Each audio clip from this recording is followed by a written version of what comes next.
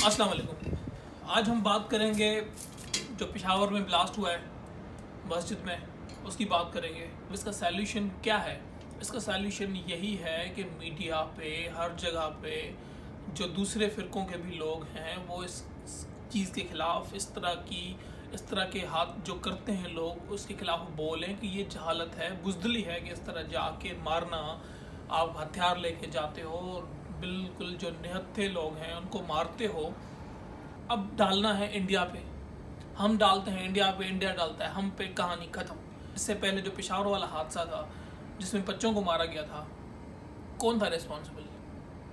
किसने रिस्पॉन्सिबिलिटी, किसको उसकी सज़ा दी गई? कौन? इदारे होते हैं ना, इदारों का क्या मकसद होता है? एक हुकूमत होती है, उस हुकूमत में इदारे होते हैं, उनकी रिस्पॉन्सिबिलिटी होती है कि इस तरह कोई भी रिस्पॉन्सिबिलिटी अगर अब ये जो वाक़या है, जो दहशतगर्दी हुई है, रिस्पॉन्सिबल कौन है? Who is responsible?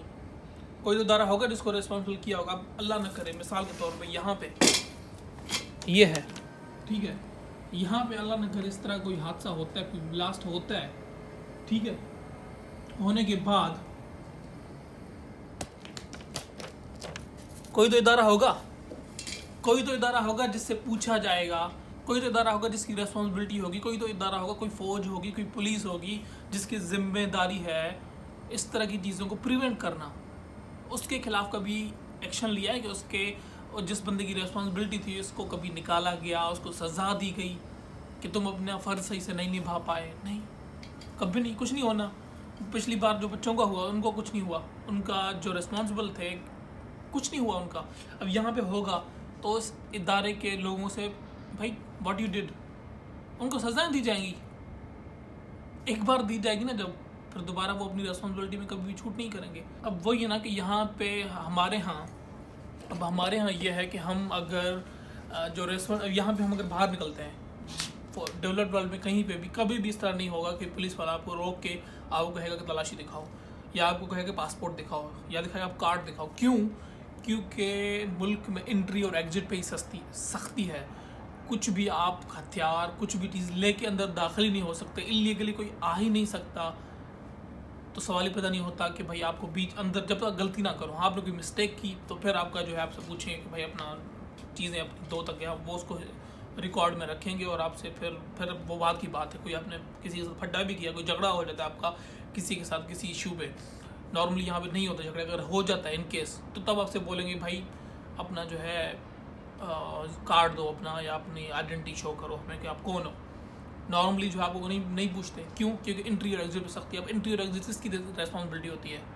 किस इदारे की रिस्पॉन्सिबिलिटी है? उस इदारे का नाम लो सिर्फ, क्या वो इदारा खुदा है? उस इदारे का नाम लो तो हमें फिर गद्दार हो तुम जो हो, तुम इंडियन हो। दैट्स स्टूपिड यार, दैट्स स्टूपिड। तो जब तक यही है कि उस इदारे के लिए भी हमें बोल रहा हूँ, जिस तरह हम पॉलिटिशियंस को तो गालियाँ देते हैं, उनको बनती भी हैं, ठीक है, उसके अलावा जो है हम जो कुछ और इदारे हैं पाकिस्तान के, वापडा को गालियाँ देते हैं, जो KC है उसको गालियाँ देते हैं, बहुत सारे सब इदारों को गालियाँ देते हैं कि भाई कोई परफेक्ट नहीं, अपना काम नहीं कर रहा। लेकिन उस इदारे को अगर कोई कुछ एक वर्ड भी बोल दे तो बड़ा हम जज्बाती हो जाते हैं। तो this is also one of the, police को भी गालियाँ देते हैं हम, लेकिन उस इदारे को गालियाँ क्यों नहीं देते? क्योंकि वो क्या खुदा है? वो इदारा गलत नहीं हो सकता।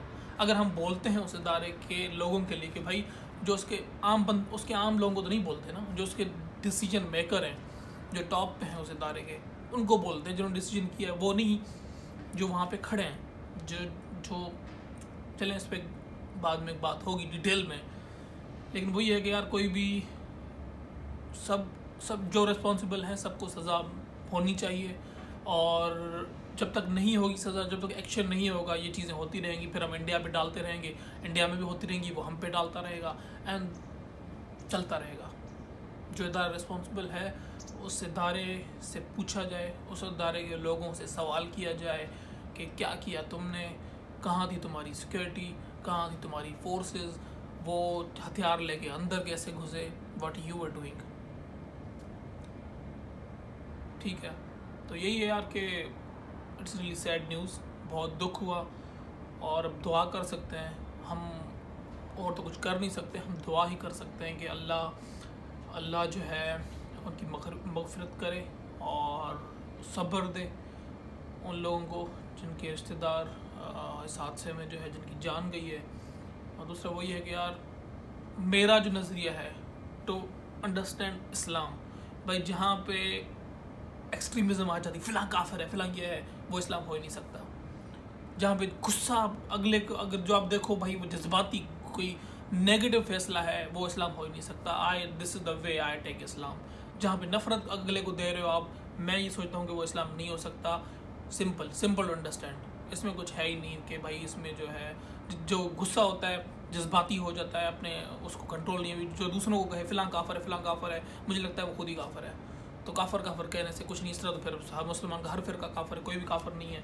तो दैट्स इट यार, यही मेरी बात है कि जहाँ पे पीस की बात होती है, जहाँ पे अमन की बात होती है, जहाँ पे अगले को रेस्पेक्ट देने की बात होती है, वही असल इस्लाम है। तो यही मेरा मैसेज है यार। Thank you so much for watching. तो हमें याद रखिएगा। अल्लाह हाफिज़।